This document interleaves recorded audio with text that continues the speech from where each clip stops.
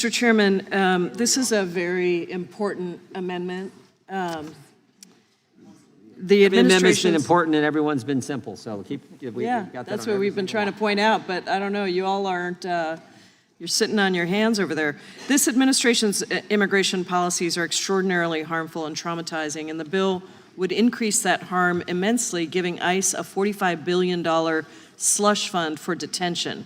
Just to put that into context, ICE's annual budget for immigration detention is less than $3.5 billion. So this is a massive increase, and the increase alone is bad, but I just want to point out something very important, which is that the policy changes that the majority is trying to slip into their so-called funding bill are even worse. So my amendment would strike the provision that allows for families to be detained indefinitely. This provision would overturn the Flores settlement agreement, which has helped protect children in government custody for nearly 30 years. The Flores settlement agreement's principal purpose is to ensure that children are released from immigration detention as quickly as possible, recognizing the harm to children. Children in the custody of the DHS have to be placed in the, quote, least restrictive setting, and they are not allowed to be detained for more than 20 days. But this bill actually makes a very important policy change, and it gets rid of that requirement. It allows families to be detained throughout their immigration proceedings through their removal if they're ordered removal. But with the immigration court backlog, that means that families could be stuck in detention for years. Now, family detention has historically been used only for arriving families. But now, Trump is incarcerating families who have already been living in our communities as friends and neighbors for years. One of the youngest children being detained is only 1 year old. 1 year old child being put into detention. That is unacceptable, especially considering that much of the families detained under this provision and much of the new money provided for immigration detention is going to go straight to private for-profit prison companies. For-profit, privately owned prison companies are incentivized to make as much money as possible, often at the expense of the health and protection of individuals forced into their care. Private immigration detention facilities lack necessary oversight, they're often unsafe, and time again, that has led to a lack of sufficient health care and resources for detained individuals. Some of the most egregious abuses that we hear about of immigrants happen in detention facilities that are run by these for-profit private companies. Unnecessary medical interventions, forced labor, abuse of solitary confinement, and intimidation have run rampant. You might remember a case in Georgia, Mr. Johnson was with me when we went to visit, where immigrant women were being forced into sterilization procedures. Experts hired by the DHS office, that detention center, by the way, we were able to shut down thanks to our advocacy. Experts hired by the DHS Office for Civil Rights and Civil Liberties, an office that the Trump administration closed without any congressional input or consent, conducted secret inspections of these detention facilities. Their investigation contains over 1,600 pages detailing conditions in these facilities, which they describe as, quote, barbaric and negligent. Private prison companies owe their first duty to their shareholders, not to the people they detain. They prioritize profits over people and care, and that is clear from a recent report in which medical experts determined that 95% of in-custody deaths that ICE reported between 2017 and 2021 were actually preventable. And of the 15 immigration detention centers with the highest number of deaths during this period, 13 are run by private prison companies, including a facility near my district, the GEO-run Northwest ICE Processing Center. I'm sure it's a total coincidence, but in 2024, GEO Group's PAC gave nearly $4 million to Republican campaign groups. And they're poised to make hundreds of millions of dollars in taxpayer money from the bill's detention expansion. The Flores settlement agreement has guided our government's policies for detaining children for over a quarter of a century. And I want to be clear about what it looks like for kids before. When the Flores case was filed in 1985, children were held in indefinite detention in poor conditions without access to basic medical treatment. They were handcuffed, they were strip searched, subjected to body cavity searches, and required to sleep in areas and share bathrooms with adults that they didn't know.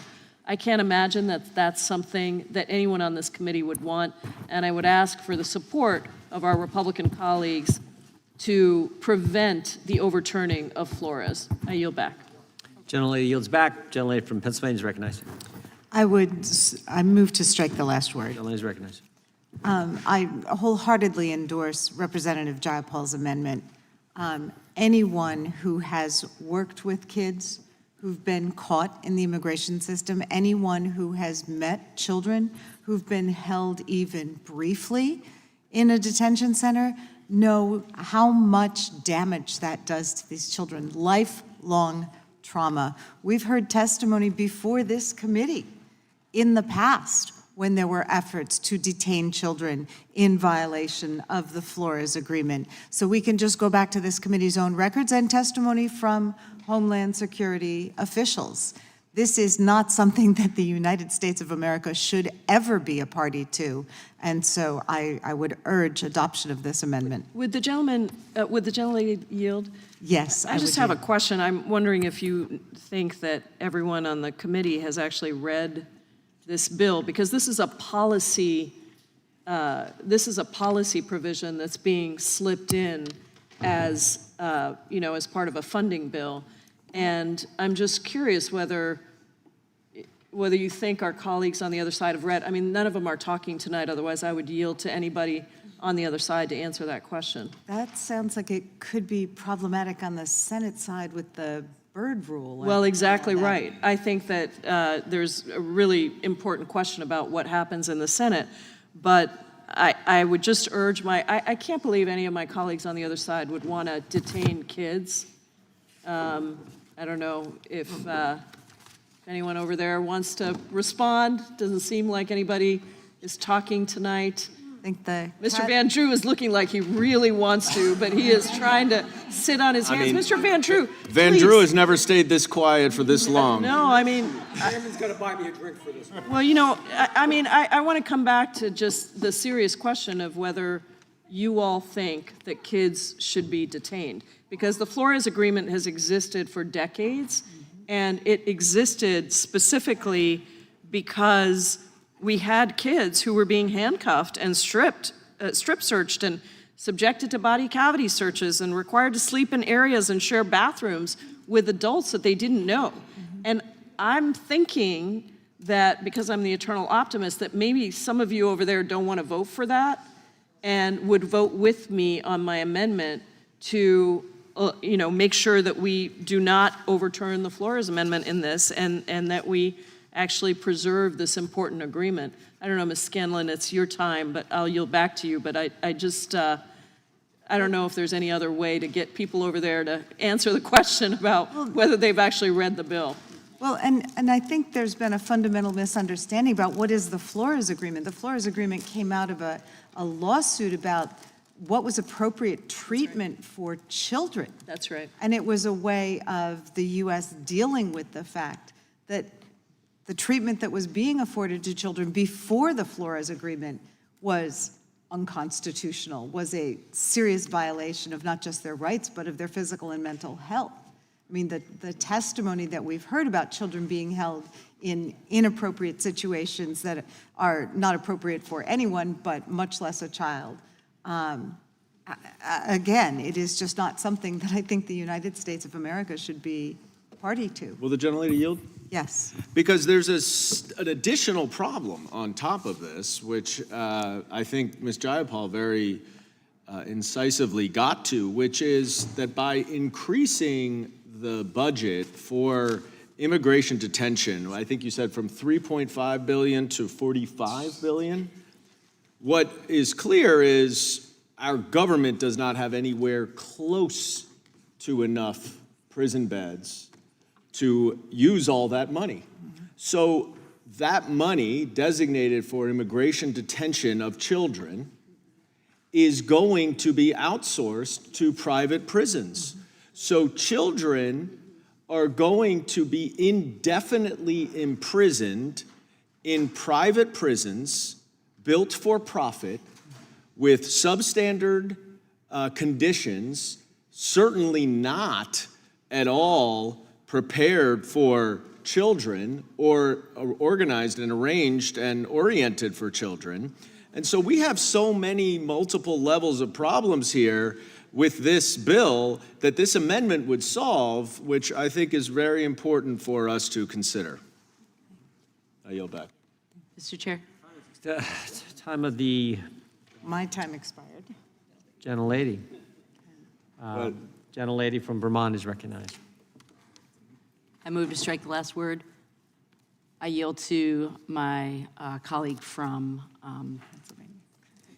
Pennsylvania. I'm just getting tired. Pennsylvania, Ms. Scanlon. Thank you. Well, I just wanted to note, I think Mr. Goldman has raised a really interesting point. To the extent that this billion and billion of dollars of slush fund then becomes available to fund private prisons through companies like GEO, isn't this another instance where we may have to start monitoring our colleagues' stock purchases?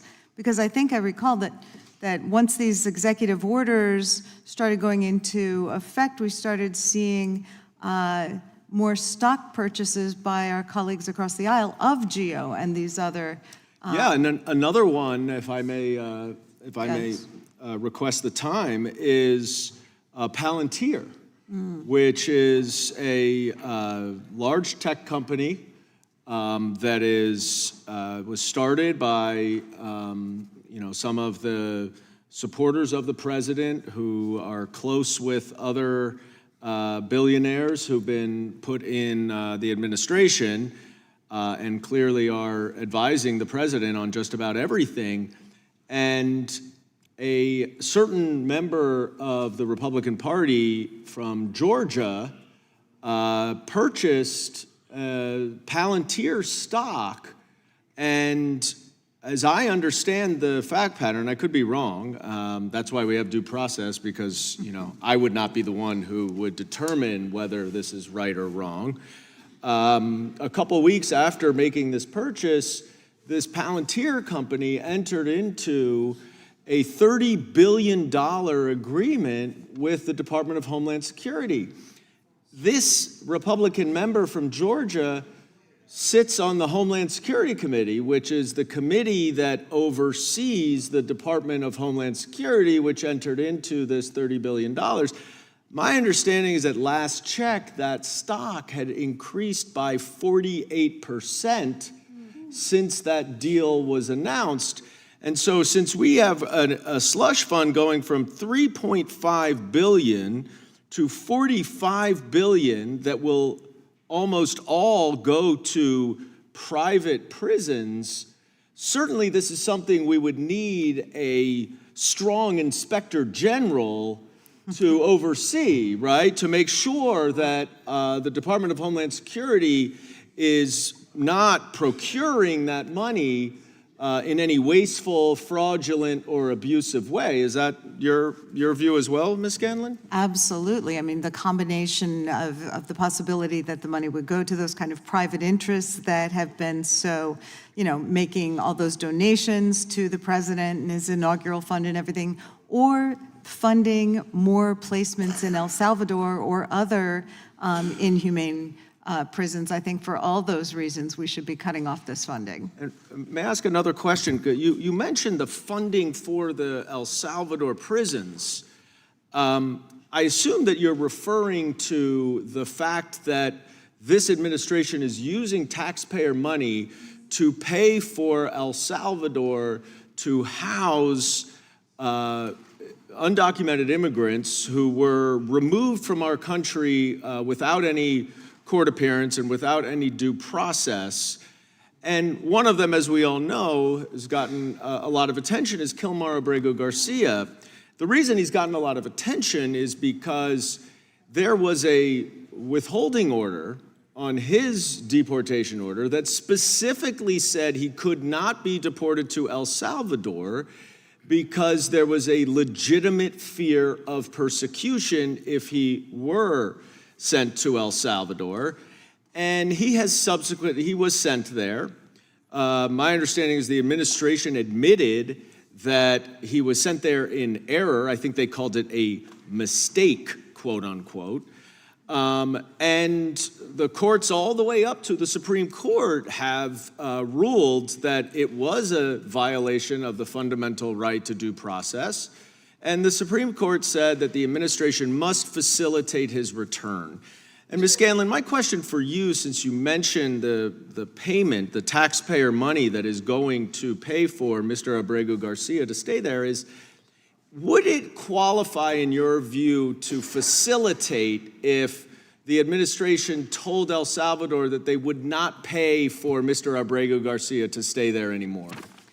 That would seem to make sense, and it would certainly be consistent with the reporting we're seeing that it's not consistent with the conditions that even the El Salvador government had agreed to in that case.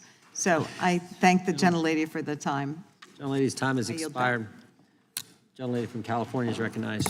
Thank you. I move to strike the last word. I would like to continue to engage in this questioning, and I have a question for the gentlewoman from Pennsylvania. You know, in California, there are actually instances where dozens, maybe even hundreds of unaccompanied minors are in detention centers. And in fact, you know, we have been told, although the federal government is being very evasive in allowing us access, but we have been told that they've been trying to force cities, my city, to continue to hold these young children. And I don't believe they have been provided access to representation. Welfare checks are not being allowed. There's no kind of adult supervision of these young children. And so I was just wondering, concerned that this administration is trying to force cities and states into collusion with it, with this illegal, unconstitutional, and dangerous behavior, especially when we're talking about young children. And can you talk about, you know, how really disastrous this would be for the country, and why supporting your kind of amendment would allow folks to stand up to what this administration is doing when it comes to young children? And I'm so curious about this because in the first term of this administration, they seem to not want to continue to show images of children in cages, and yet they are still doing that to young children, but they don't want anyone to talk about it. You know, I think we've talked quite a bit about what happens when you are detaining children, when you're not providing them with the appropriate supports, mental health supports, food, clothing, and emotional support. I mean, it's the kind of thing that the International Treaty on the Rights of the Child, which almost every nation in the world has affirmed except for the United States. It's the kind of thing that is designed to prevent so that we are not damaging children who aren't able to fend for themselves. Thank you. Gentlelady yields back the question.